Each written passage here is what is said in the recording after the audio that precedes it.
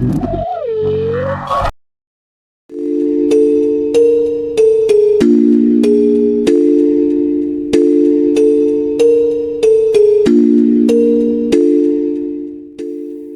setiap daerah selalu ada larangan. Bukan tanpa alasan, bukan sekedar mitos. Pamali, sebuah kata yang diwariskan turun-temurun, sering diabaikan oleh mereka yang merasa paling berani. Cerita ini bukan tentang hantu yang tiba-tiba muncul, tapi tentang akibat dari melanggar sesuatu yang seharusnya tidak pernah ditantang. Inilah kisah nyata yang diceritakan kembali oleh mereka yang masih hidup. Selamat datang di cerita dari mereka.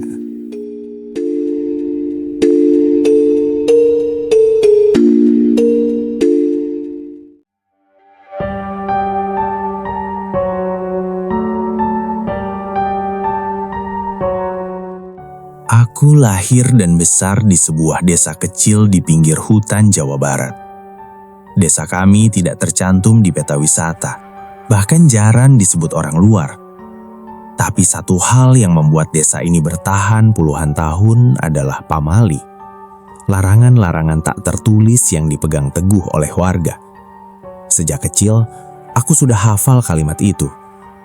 Ulah kitu, pamali. Jangan duduk di ambang pintu saat maghrib, jangan menyapu malam hari, jangan bersiul setelah isya. Dan yang paling sering diulang, ulah keluar ima peting Jumaah lamun teu perlu pisan. Jangan keluar rumah malam Jumat kalau tidak benar-benar perlu. Tidak ada yang pernah menjelaskan secara detil kenapa. Jawabannya selalu sama. Tibalah gitu. Dari dulu memang begitu. Ayahku adalah orang yang paling keras memegang pamali itu. Setiap malam Jumat, sebelum azan maghrib, pintu rumah sudah terkunci. Lampu-lampu dinyalakan. Radio tua diputar pelan, bukan untuk hiburan, tapi supaya rumah tidak terlalu sunyi. Kita mah cukup nurut, katanya. Teu kudu nyaho alasanana. Aku tumbuh dengan rasa takut yang tidak pernah punya bentuk. Bukan takut pada sosok, tapi takut melanggar. Takut melakukan sesuatu yang bahkan tidak kupahami akibatnya. Sampai aku dewasa. Dan sampai pamali itu mulai terdengar konyol. Aku kembali ke desa setelah 5 tahun merantau ke kota. Pola pikirku sudah berubah. Kota mengajarkanku logika, jadwal, dan alasan. Segala sesuatu harus masuk akal. Pamali? Bagiku itu cuma cara orang tua mengontrol anak-anaknya. Di desa aku bertemu lagi dengan Raka, Dimas, dan Wira, teman-teman masa kecilku. Kami tumbuh dengan pamali yang sama, tapi hanya aku yang benar-benar pergi dan kembali dengan kepala keras. Malam itu malam Jumat. Kami duduk di pos ronda, tertawa, merokok, membicarakan rencana lama. Pergi ke sungai bawah hutan, tempat yang juga dikenal dengan nama Leuwi Hideng. Tempat itu pamali didatangi malam Jumat, apalagi setelah tengah malam. Dulu kita takut banget sama beginian, kataku sambil tertawa. Sekarang dipikir-pikir aneh ya. Raka terlihat ragu. Kata kakek gue, di situ bukan tempat manusia. Aku mendengus. Kakek lu hidup di zaman tanpa listrik, Rak. Dimas dan Wira ikut tertawa. Entah karena ingin terlihat berani atau karena gengsi. Tak ada yang benar-benar ingin mengalah. Sekitar jam 11 malam, kami berangkat. Langit gelap, terlalu gelap. Tidak ada bintang, hanya suara serangga dan langkah kaki kami sendiri. Anehnya, sejak memasuki jalur hutan, tidak ada suara katak atau burung malam. Sunyi yang aneh, seperti hutan sedang menahan napas. Biasanya rame ya, bisik Wira. Aku tidak menjawab. Kami sampai di sungai tepat pukul 12 malam. Airnya hitam, hampir tidak memantulkan cahaya. Bau lembab bercampur amis menusuk hidung. Aku merinding, tapi ego lebih kuat dari rasa takut. Lihat, kataku, biasa aja. Saat itulah terdengar suara sesuatu jatuh ke air. Bukan suara ikan, terlalu berat. Dan setelah itu, air sungai bergerak melawan arus. Raka mundur selangkah. Gue gak enak perasaan. Aku hendak menjawab ketika dari seberang sungai terdengar suara pelan seperti orang memanggil namaku. Bukan teriakan, bukan bisikan, tapi suara yang sangat yakin. Aku membeku. Tidak ada satupun dari kami yang bergerak. Kami berdiri terpaku di tepi sungai, seolah kaki kami ditanam ke tanah. Suara yang memanggil namaku tadi tidak terdengar lagi. Tapi justru itu yang membuatnya semakin menakutkan. Seperti seseorang yang sudah cukup memastikan aku mendengar. Aku dengar itu kan? Suara Raka bergetar. Lu juga dengar nama gue dipanggil? Tak ada yang menjawab. Karena kalau salah satu dari kami bicara, berarti mengakui bahwa itu nyata. Air sungai perlahan kembali normal. Tidak ada riak, tidak ada suara jatuh. Tapi bau amisnya makin kuat, bercampur dengan sesuatu yang membuat tenggorokan terasa pahit. Kita pulang, kata Dimas akhirnya. Nada suaranya bukan mengajak, tapi memohon. Perjalanan pulang terasa jauh lebih lama. Jalur yang biasanya bisa ditempuh 30 menit, malam itu seperti berjam-jam. Hutan tetap sunyi, bahkan jangkrik pun tidak bersuara. Yang paling aneh, aku merasa tidak pernah benar-benar sendirian meski kami berjalan berempat. Ada sensasi seperti seseorang berjalan di belakangku, terlalu dekat, sampai aku bisa merasakan kehadirannya tanpa perlu melihat. Aku beberapa kali menoleh, tidak ada siapa-siapa. Tapi setiap aku menoleh, langkah di belakangku berhenti bersamaan denganku. Sesampainya di perbatasan desa, Wira tiba-tiba berhenti. Katanya pelan. Kalian dengar gak? Kami ikut berhenti. Lalu terdengar suara langkah kaki dari arah sawah. Berat, beratur, seperti orang berjalan tanpa terburu-buru. Masalahnya, jalur itu bukan jalan setapak. Paling orang ronda, kataku, meski suaraku sendiri terdengar tidak yakin. Langkah itu berhenti tepat ketika kami kembali berjalan. Tidak ada yang berani menoleh lagi sampai rumah masing-masing sudah terlihat. Kami berpisah tanpa banyak bicara. Tidak ada tawa, tidak ada ejekan. Malam itu, pamali tidak lagi terdengar lucu. Aku tiba di rumah hampir jam 2 pagi. Pintu tidak terkunci, padahal aku ingat jelas sebelum pergi, ibu selalu memastikan pintu digembok setiap malam Jumat. Jantungku berdegup lebih kencang. Aku mendorong pintu perlahan. Rumah gelap, lampu ruang tengah mati, radio tua ayah diam. Ibu? Tidak ada jawaban. Aku masuk dan menyalakan lampu. Rumah terlihat normal, terlalu normal. Tidak ada barang jatuh, tidak ada tanda orang masuk. Tapi satu hal membuat bulu kuduku berdiri. Kursi bambu di ruang tamu menghadap ke pintu. Biasanya kursi itu selalu sejajar dengan meja, tidak pernah menghadap langsung ke pintu. Seolah-olah mempersilahkan sesuatu masuk. Aku menelan ludah. Malam itu aku tidur dengan lampu menyala, tapi tidurku tidak pernah benar-benar nyenyak. Setiap kali mataku terpejam, aku merasa ada yang berdiri di dekat kasur. Tidak menyentuh, tidak bergerak, hanya menunggu. Sekitar pukul 3 pagi, aku terbangun karena bau sungai. Bau amis, lembab, persis seperti dilewih hideng. Aku duduk tegak. Bau itu jelas berasal dari arah pintu kamar. Aku menatap pintu yang sedikit terbuka. Dan di celah pintu itu, terlihat bayangan kaki. Diam. Aku ingin berteriak, tapi tenggorokanku seperti terkunci. Aku menarik selimut sampai dagu, berharap ini hanya mimpi. Beberapa detik kemudian, bayangan itu bergerak mundur, pelan, seperti tidak ingin membuat suara. Pagi harinya, aku terbangun dengan demam, kepala berat, tubuh lemas, dan ingatan tentang malam tadi terasa seperti mimpi buruk yang terlalu nyata. Ibu bilang aku mengigau semalaman, manggil-manggil nama orang, terus bilang jangan ikut pulang. Aku tidak ingat mengatakannya. Tapi Raka datang siang itu. Wajahnya pucat, matanya cekung. Gue gak tidur sama sekali. Di rumah gue ada suara orang jalan bolak-balik di teras dari jam 2 sampai subuh. Aku terdiam. Belum sempat aku bicara, Dimas mengirim pesan di grup kecil kami. "Dimas, Wira belum bangun dari tadi malam. Ibunya bilang dia pulang tapi gak pernah masuk rumah." Jantungku seperti dijerat sesuatu. "Belum masuk rumah?" Aku tanya cepat. Raka menelan ludah. Rumah Wira persis di pinggir sawah. Kami saling berpandangan, dan tanpa perlu bicara, kami tahu satu hal. Tidak semua dari kami benar-benar pulang malam itu. Dan pamali itu baru mulai menagih harganya. Kami tiba di rumah Wira menjelang sore. Langit mendung, udara terasa berat seperti akan hujan. Tapi tidak satu pun awan bergerak cepat. Waktu seolah melambat sejak pagi. Ibu Wira duduk di lantai ruang tengah, memeluk lutut, matanya sembab, tapi tidak ada air mata yang tersisa. Beberapa tetua desa berdiri di teras, berbicara pelan dengan nada yang tidak ingin didengar orang lain.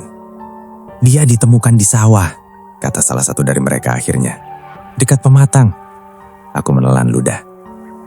"Masih hidup?" Orang itu tidak langsung menjawab. Kami berjalan menuju sawah di belakang rumah. Tanahnya masih basah oleh embun pagi, meski matahari sudah condong ke barat. Di sana, di bawah pohon pisang yang daunnya sobek-sobek, Wira terbaring. Matanya terbuka, bukan terpejam seperti orang pingsan, tapi terbuka lebar, menatap langit kosong. Tidak ada luka di tubuhnya, tidak ada darah. Hanya tubuh yang dingin dan napas yang terlalu pelan untuk orang yang seharusnya hidup. "Wira," panggilku. Tidak ada respon. Dimas berjongkok dan memegang bahu Wira. Tubuhnya kaku, tapi tidak seperti mayat. Lebih seperti orang yang lupa cara bergerak. Tiba-tiba, Wira berkedip. Satu kali, pelan. Ibunya menjerit dan langsung memeluknya. Tapi pelukan itu terasa salah. Tubuh Wira tidak membalas.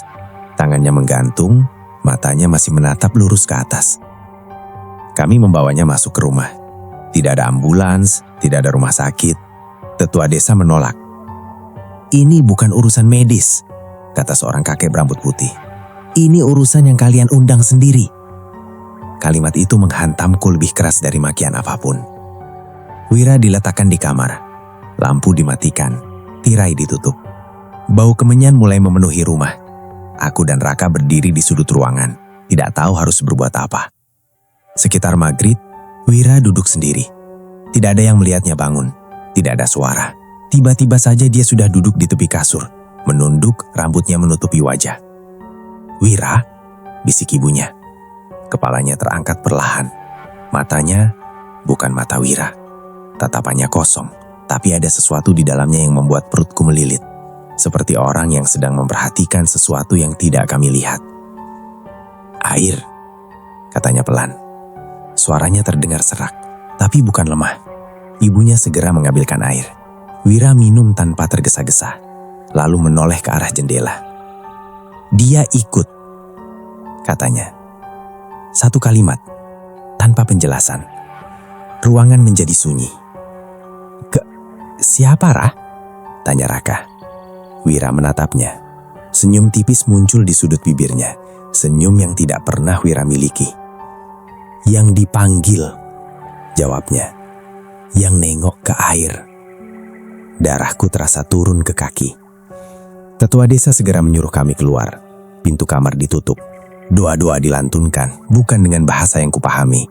Ada kata-kata yang terdengar tua, berat, seperti tidak seharusnya diucapkan sembarangan. Aku duduk di teras, kepala di antara tangan. Di dalam rumah, suara Wira terdengar tertawa pelan. Bukan tawa senang. Lebih seperti seseorang yang sedang mengejek. Kakek berambut putih itu duduk di sampingku. "Kalian ke Leuwi Hideng malam Jumat," katanya. Bukan bertanya. Aku mengangguk. "Itu pamali tertua di desa ini. Jangankan, bukan karena tempatnya angker, tapi karena batasnya tipis." "Batas apa?" aku bertanya. Suaraku nyaris tidak keluar. batas yang pulang dan yang tinggal. Aku teringat suara yang memanggil namaku.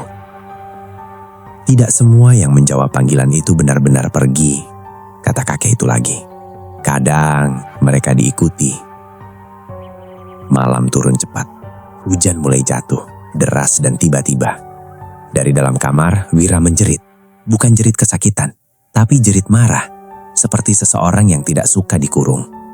Pintu kamar bergetar seolah dipukul dari dalam. Ibunya menangis histeris. "Dia mau balik," teriak Wira dari balik pintu. "Mau pulang ke air." Aku berdiri terpaku. Karena untuk pertama kalinya, aku sadar suara itu bukan suara Wira. Dan kakek itu menatapku. Matanya tajam. Katanya, "Kamu yang dipanggil duluan. Kalau ini dibiarkan, yang berikutnya pulang bukan cuma satu." Kami semua duduk di ruang tengah. Tak seorang pun berani pulang. Tidak setelah apa yang terdengar dari balik pintu kamar itu. Suara Wira mereda setelah tengah malam. Bukan karena dia tertidur, tetua desa tahu itu. Melainkan karena sesuatu di dalam dirinya sedang mendengarkan. Kakek berambut putih itu berdiri, lalu mematikan lampu ruang tengah. Hanya satu lampu minyak yang dibiarkan menyala. "Ini bukan buat terang," katanya. "Ini buat ngasih tahu, kita masih di sini." Aku tidak sepenuhnya mengerti maksudnya, tapi aku merinding. "Kalian tahu kenapa Pamali Luwi Hideng ada?" Tanya kakek itu pada kami bertiga. Aku, Raka, dan Dimas. Kami menggeleng. "Dulu," katanya pelan, "tempat itu bukan sungai, itu pintu." Ia bercerita tentang masa ketika desa belum bernama, ketika hutan masih lebih luas dari sawah. Di tempat yang kini menjadi sungai, ada cekungan besar yang tidak pernah kering, bahkan di musim kemarau. Orang-orang tua percaya, itu adalah jalan bagi yang bukan manusia. Suatu hari, beberapa pemuda menertawakan larangan. Mereka mandi di sana malam Jumat, tertawa, bersiul, menantang. Esoknya, satu orang kembali, tapi tidak pernah benar-benar pulang. Sejak saat itu, desa membuat perjanjian.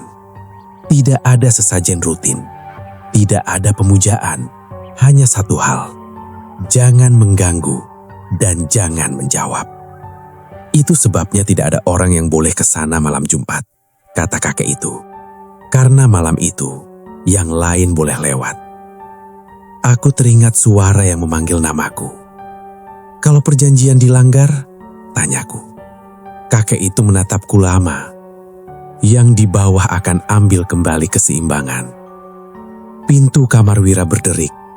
Kami semua menoleh bersamaan. Pintu itu terbuka sedikit, dan dari celahnya keluar bau sungai, amis dan dingin. Wira berdiri di sana, wajahnya setengah tertutup bayangan. "Kenapa ramai?" tanyanya. Suaranya lembut, terlalu lembut. Ibunya berdiri dengan gemetar. "Nak, masuk lagi." Wira tersenyum. Senyum yang sama seperti sebelumnya. "Bapak-bapak ini berisik," katanya, sambil menatap tetua desa satu persatu. Padahal perjanjiannya sudah dilanggar. Salah satu tetua beristighfar, yang lain menunduk. "Kamu tahu perjanjian apa?" tanya kakek berambut putih itu. Wira melangkah maju. Setiap langkahnya membuat lampu minyak berkedip. "Dulu kalian menutup pintu, sekarang kalian membukanya lagi." Aku merasakan tekanan di kepala, seperti berada di bawah air terlalu lama. "Tidak mungkin," sela Dimas dengan suara pecah. "Kami cuma lewat, tidak melakukan apa-apa." Wira tertawa kecil. Melihat saja sudah cukup. Ia menoleh kepadaku. "Kamu yang dipanggil," katanya. "Kamu nengok ke air." Aku ingin menyangkal, tapi lidahku berat. Kakek itu berdiri di depanku. Kalau pintu sudah terbuka, apa yang bisa dilakukan? Wira menatapnya, lalu memiringkan kepala. "Ditutup lagi," jawabnya. "Tapi harus dengan yang membuka." Suasana menjadi beku. "Apa maksudmu?" tanya Raka. Wira tersenyum lebih lebar. Yang dipanggil harus kembali ke tempat dia mendengar panggilan. Aku merasa kaki tidak lagi menapak lantai. Tidak, bisik ibuku dalam pikiranku. Tidak lagi. Kakek itu memejamkan mata. Masih ada cara lain?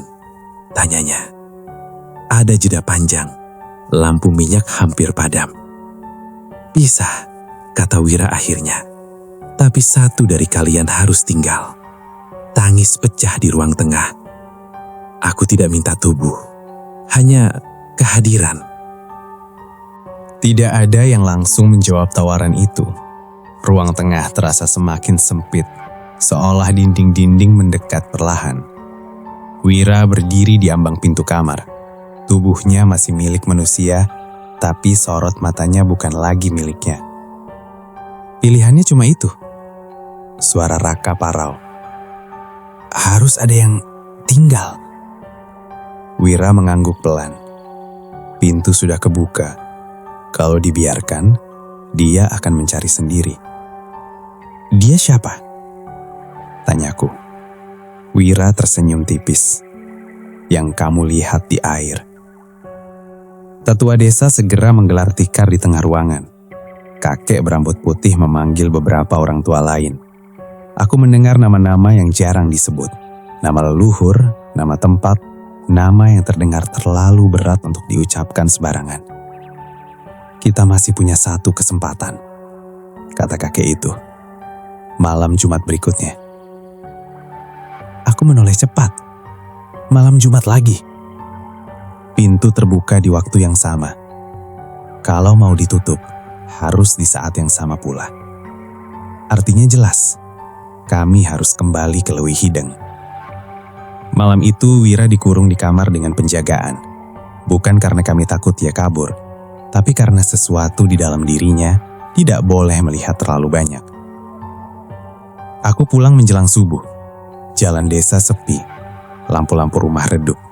Tapi di setiap rumah yang kulawati, aku melihat hal yang sama. Jendela tertutup rapat dan tidak ada satupun orang di luar. Seolah-olah desa sedang menahan nafas. Sejak malam itu, gangguan mulai terasa nyata. Aku sering mendengar suara air mengalir di kamar mandi, padahal keran tertutup. Saat bercermin, bayanganku terlambat bergerak. Dan setiap malam, tepat pukul 12, aku terbangun dengan rasa basah di telapak kakiku, seperti baru saja menginjak lumpur sungai. Raka mengalami hal yang berbeda. Ia melihat seseorang duduk di ujung tempat tidurnya, membelakangi. Tidak pernah menoleh, tidak pernah bicara. Dimas paling parah. Ia tidak lagi bisa mendengar dengan jelas. Kata dokter, tidak ada masalah di telinganya. Tapi Dimas bilang suara manusia terdengar terlalu jauh, sementara suara air justru sangat dekat. Hari Kamis sore tetua desa berkumpul. Tidak ada pengeras suara, tidak ada pengumuman. Tapi semua orang tahu, malam itu kami akan ke sungai. Kalian tidak perlu ikut, kata kakek itu pada kami. Tapi yang dipanggil tidak bisa menghindar. Aku tahu itu aku. Aku mencoba menulis pesan untuk ibu. Tidak jadi. Apa yang bisa kutulis? Bahwa anaknya mungkin tidak akan pulang. Bukan karena kecelakaan, tapi karena pamali. Malam Jumat datang dengan cepat. Kami berangkat tepat pukul 11. Tidak ramai, tidak ada obor besar. Hanya lampu minyak dan doa yang dilantunkan pelan. Wira ikut di bawah. Ia berjalan sendiri, tenang, seolah tahu jalan. Sungai itu terlihat berbeda. Airnya lebih tinggi, meski tidak hujan. Bau amis menusuk lebih tajam. Jangan lihat ke air, bisik kakek itu padaku. Aku mengangguk. Ritual mulai dimulai. Doa-doa dipanjatkan, tanah ditaburi abu. Sebilah kain putih dibentangkan di antara dua batu. Kalau pintu ditutup, yang di dalam akan marah. Suara dari air mulai terdengar. Bukan suara cipratan, tapi suara orang bernafas. Wira berhenti di tepi sungai. Waktunya hampir habis. katanya. Dia sudah memilih. Lampu minyak padam satu persatu. Dan di kegelapan itu, aku merasakan sesuatu menyentuh pergelangan kakiku. Dingin. Basah. Sentuhan itu tidak langsung menyeretku. Ia hanya melingkar di pergelangan kakiku, seperti tangan anak kecil yang ragu, tapi tahu apa yang diinginkannya. Dingin yang menjalar membuat kakiku mati rasa. "Jangan bergerak," bisik kakek berambut putih itu tanpa menoleh. "Sampai disebut namamu." Nafas orang-orang di sekelilingku terdengar berat. Aku ingin berteriak, tapi lidahku keluh. Di kegelapan aku mendengar suara air bergerak, pelan, seperti sesuatu sedang bangkit dari dasar sungai. Wira berdiri paling dekat dengan air. Tubuhnya kaku, kepalanya sedikit mendongak, seolah sedang mendengar suara yang tidak kami dengar. "Dia sudah sampai," kata Wira. "Bau kalian terlalu terang." Salah satu tetua mulai membaca doa lebih keras. Abu dilemparkan ke sungai. Untuk sesaat air bergolak, lalu tenang kembali. Tangan di kakiku mengencang. Aku kehilangan keseimbangan dan hampir terjatuh ke air kalau Raka tidak menarik lenganku dari belakang. Tarikan itu membuat sesuatu di bawah marah.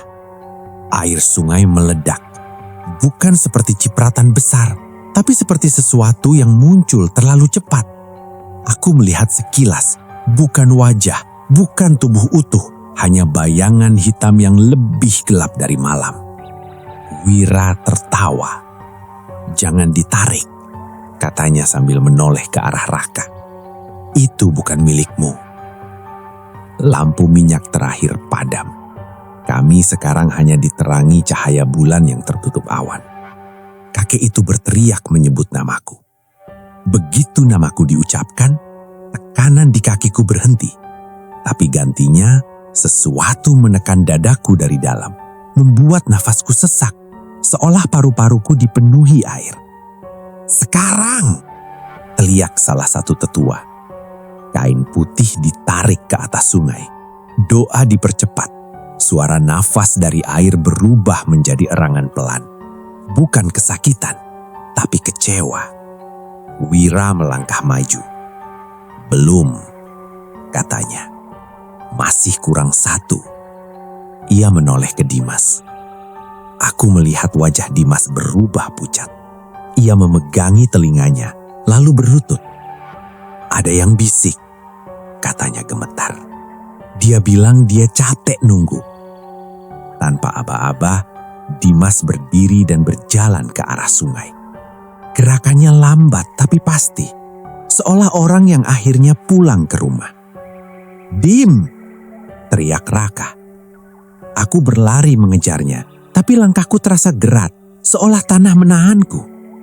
Kakek itu berteriak menyuruh kami mundur. Kalau dia melangkah sendiri, kita nggak bisa narik. Dimas berhenti tepat di tepi air. Ia menoleh padaku. Untuk sesaat aku melihat Dimas yang kukenal. Suara airnya tenang, gak kayak di sini. Lalu ia melangkah. Air menutupinya tanpa suara besar. Tidak ada jeritan, tidak ada percikan panik. Sungai itu menerima Dimas seperti menerima sesuatu yang memang seharusnya kembali. Wira menjerit. Bukan jerit marah, tapi jerit sakit. Ia terjatuh memegangi kepalanya. Dari mulutnya keluar air hitam, berbau amis. "Cukup!" teriak kakek itu. Doa terakhir diucapkan. Kain putih ditarik kuat-kuat. Abu dilemparkan habis-habisan. Sungai bergejolak hebat lalu diam. Tidak ada lagi suara nafas. Tidak ada tarikan di kakiku. Tidak ada tekanan di dadaku. Kami berdiri dalam keheningan yang terlalu sunyi. Wira pingsan. Raka terduduk, menangis tanpa suara. Aku menatap sungai yang kembali tenang Dan untuk pertama kalinya aku menyadari sesuatu yang membuat dadaku semakin sesak. Ritualnya berhasil. Tapi bukan seperti yang kita harapkan. Karena pintu itu memang tertutup. Namun satu orang sudah berada di sisi yang salah. Dan sejak malam itu, desa kami tidak pernah lagi sama. Kami pulang menjelang subuh dengan langkah yang tidak lagi utuh. Tidak ada yang bicara soal Dimas. Namanya seperti ditarik keluar dari percakapan. Seolah menyebutnya bisa membuka kembali sesuatu yang baru saja ditutup. Desa menyambut kami dengan sunyi yang aneh. Ayam tidak berkokok. Anjing-anjing tidak menggonggong. Dan pintu-pintu rumah tertutup rapat. Bahkan saat matahari mulai naik. Berita tentang Dimas menyebar tanpa kata-kata. Tidak ada pengumuman. Tidak ada tangisan besar. Ibunya hanya duduk di teras rumah, menatap jalan, seolah menunggu seseorang yang ia tahu tidak akan kembali lewat jalur biasa. Dia dipanggil. Itu saja yang dikatakan kakek berambut putih itu saat orang-orang bertanya. Tidak ada yang berani menggali lebih dalam. Wira sadar sore itu. Ia terbangun dengan teriakan pendek, lalu menangis seperti anak kecil. Tangis yang membuat orang dewasa menunduk karena malu ikut hidup di dunia yang sama. Ada yang dingin di dalam dada gue, katanya lirih padaku dan Raka. Kayak ada air yang gak pernah kering. Ia hidup, tapi ada sesuatu yang tinggal. Sejak hari itu, tanda-tanda mulai terlihat. Beberapa rumah kosong. Penghuninya pindah ke rumah saudara di desa lain tanpa pamit panjang. Mereka bilang tidak tahan mendengar suara air di malam hari, padahal rumah mereka jauh dari sungai. Sawah-sawah di dekat Leuwi Hideng dibiarkan. Tidak ada yang mau menanam. Tanahnya tetap subur, tapi orang-orang bilang airnya sering naik sendiri. Aku mencoba kembali ke rutinitas, membantu ayah, memperbaiki pagar. Hidup seolah-olah pamali itu hanya mimpi buruk bersama. Tapi malam-malamku berubah. Bukan lagi bau sungai, bukan lagi sentuhan di kaki. Sekarang, aku mendengar panggilan dari arah yang berbeda. Dari sumur tua di belakang rumah. Sumur itu sudah lama tidak dipakai. Airnya keruh, dan kata ibu, pamali menimba air setelah maghrib. Aku selalu nurut. Sampai suatu malam, tepat pukul 12, aku terbangun oleh suara yang sangat pelan. Pluk, pluk. Seperti tetesan air jatuh ke air. Aku duduk di kasur, jantung berdegup. Suara itu datang lagi, disusul bisikan. Balik. Bukan suara sungai, bukan suara yang memanggil namaku, tapi suaranya mirip Dimas. Aku tidak mendekat, aku menutup telinga, tapi suara itu tidak datang dari luar. Ia seperti muncul dari dalam kepalaku. Keesokan harinya aku menemui kakek berambut putih itu. Pintunya sudah ditutup, kataku dengan suara hampir memohon. Kenapa masih ada yang manggil? Kakek itu menatapku lama, lalu menghela nafas. Kamu kira pintu cuma satu, katanya. Ia menjelaskan bahwa Leuwi Hideng memang pintu besar, tapi ketika dibuka paksa, retakannya menyebar. Tempat-tempat lama, sumur tua, pohon besar, tanah cekung, mulai mengingat fungsinya. Dan yang sudah lewat, lanjutnya. Kadang ingin diingat. Aku terdiam. Mereka bukan minta tolong, katanya lagi. Mereka cuma gak mau sendirian. Raka datang malam itu. Wajahnya lebih tirus dari biasanya. Gue mau pergi dari desa, katanya tanpa basa-basi.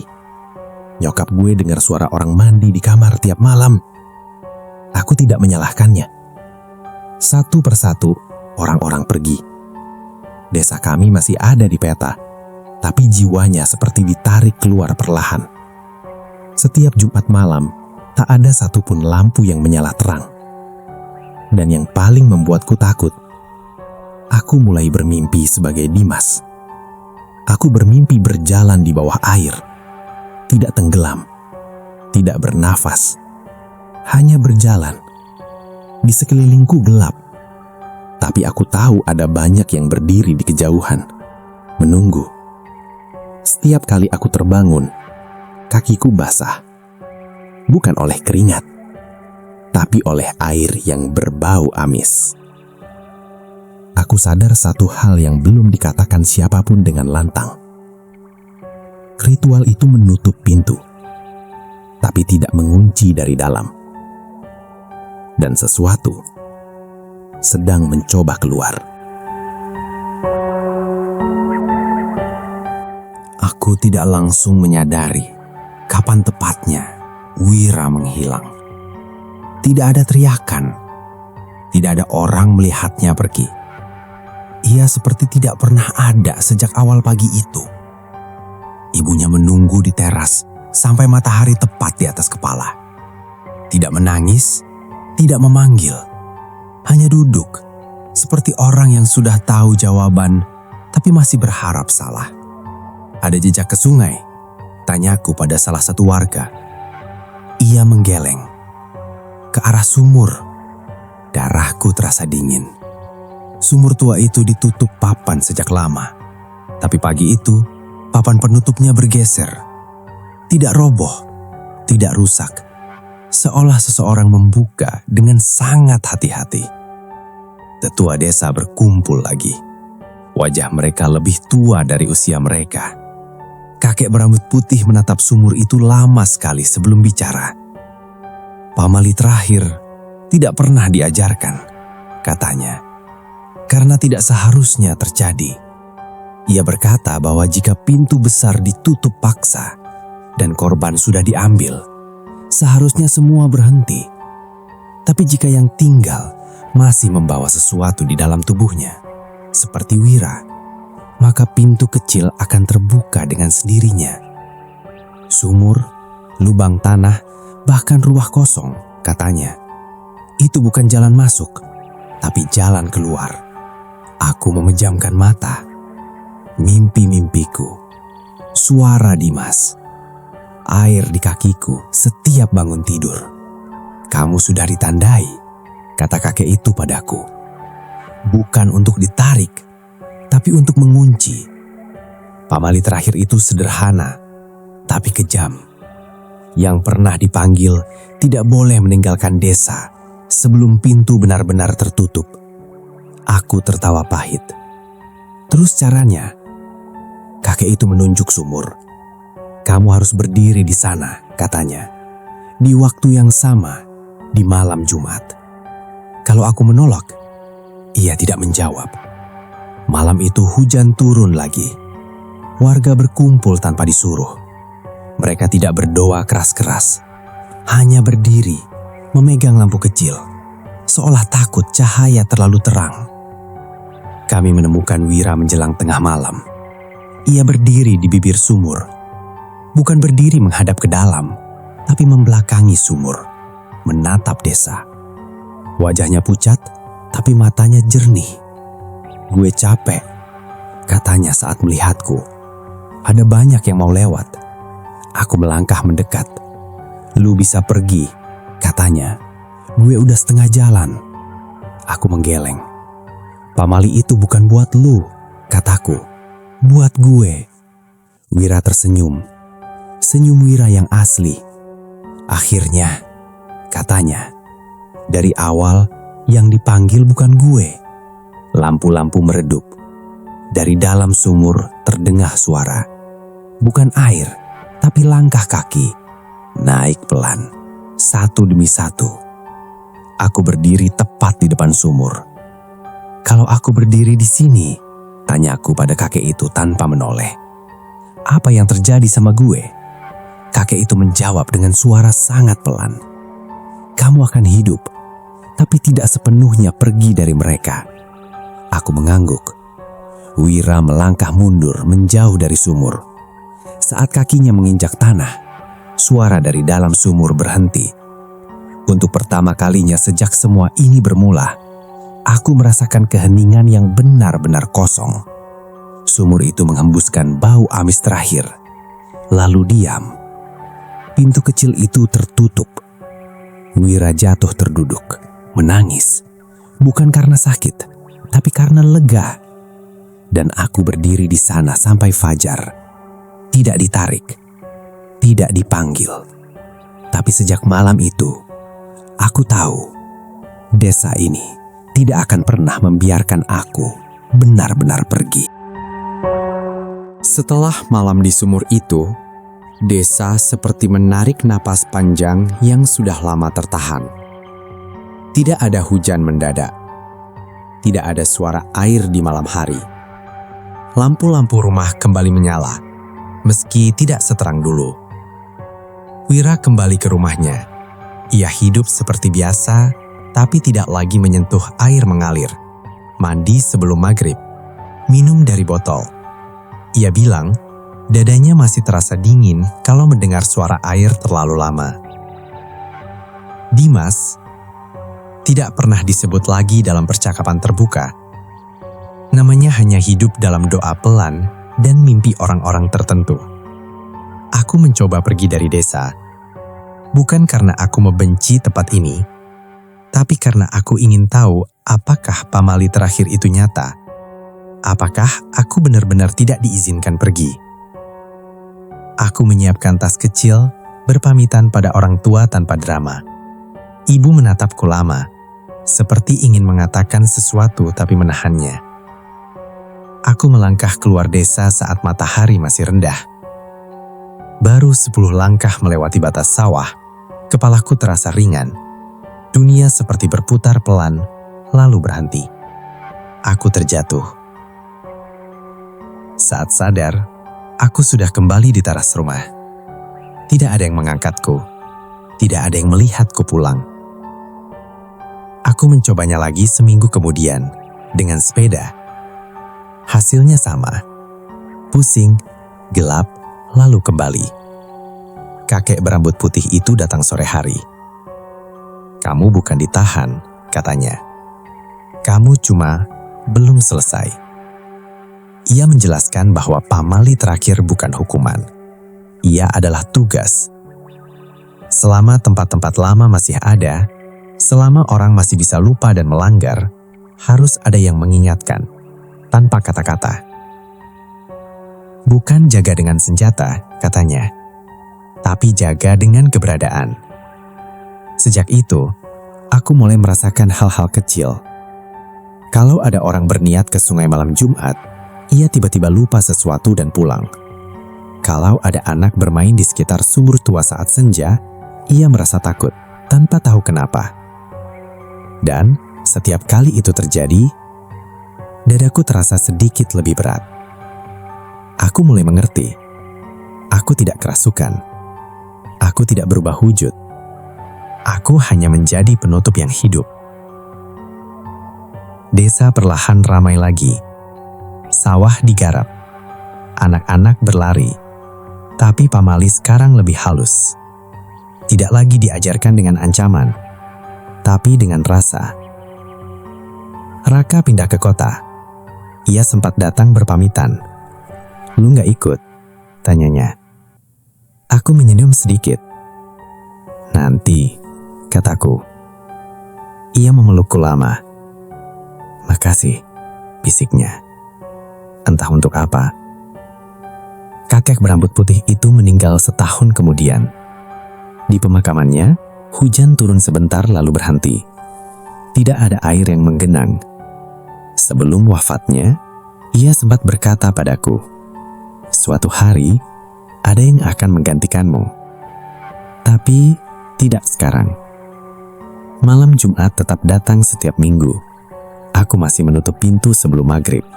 Masih menyalakan lampu. Masih menghindari bersiul setelah Isya. Bukan karena takut, tapi karena ingat.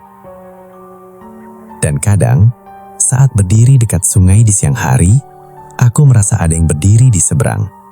Tidak memanggil, tidak mendekat. Hanya memastikan pintunya tetap tertutup. Satu hal yang kupelajari dari semua ini, pamali bukan tentang larangan. Pamali adalah janji yang harus dijaga oleh seseorang. Dan janji itu sekarang hidup di dalam diriku. Aku tidak tahu sejak kapan aku berhenti menghitung waktu. Hari-hari tetap berlalu. Matahari tetap terbit dari arah yang sama. Tapi hidupku berjalan dengan irama yang berbeda. Bukan lebih lambat, hanya lebih sadar. Aku tidak lagi bermimpi sebagai Dimas. Tidak lagi mendengar suara dari sumur. Sungai kembali menjadi sungai. Namun ada satu hal yang tidak pernah benar-benar hilang. Perasaan diawasi oleh sesuatu yang tidak berniat jahat, tapi juga tidak sepenuhnya pergi. Aku menjalani hidup seperti orang biasa. Bekerja, membantu orang tua, tertawa di acara desa. Tapi di setiap keramaian, selalu ada bagian dari diriku yang berdiri sedikit di belakang, mengamati. Aku tahu tanda-tandanya sekarang. Kalau udara tiba-tiba terlalu dingin di sore hari, berarti seseorang hampir melanggar. Kalau burung-burung mendadak diam, berarti ada yang berniat menantang. Dan kalau hatiku terasa berat tanpa sebab, berarti aku harus mendekat. Bukan untuk menegur, bukan untuk melarang, hanya untuk hadir.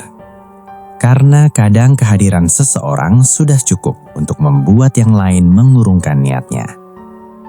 Beberapa tahun berlalu, anak-anak yang dulu berlarian kini tumbuh remaja.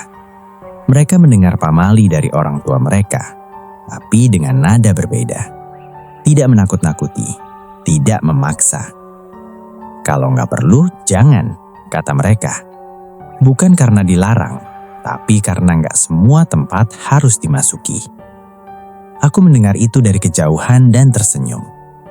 Suatu sore, seorang pemuda dari luar desa datang.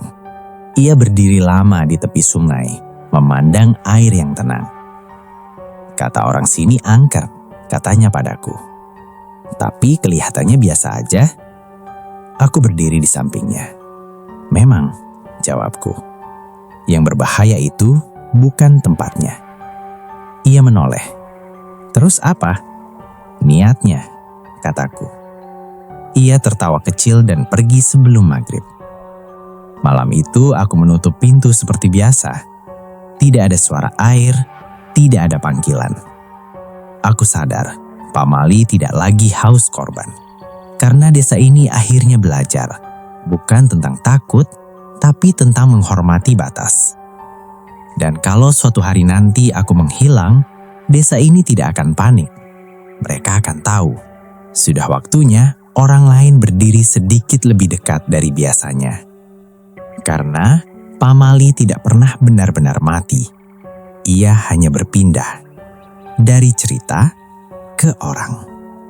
Dan cerita ini bukan tentang aku.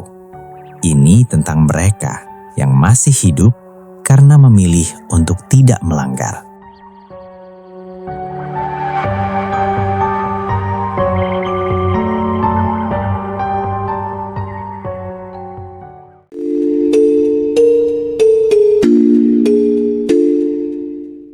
Tidak semua larangan diciptakan untuk menakut-nakuti. Beberapa diciptakan agar kita tetap hidup. Jika di tempatmu ada pamali, jangan buru-buru menertawakannya. Karena bisa jadi ada sesuatu yang sedang dijaga atau sedang menunggu. Saya pamit. Dan ini adalah cerita dari mereka.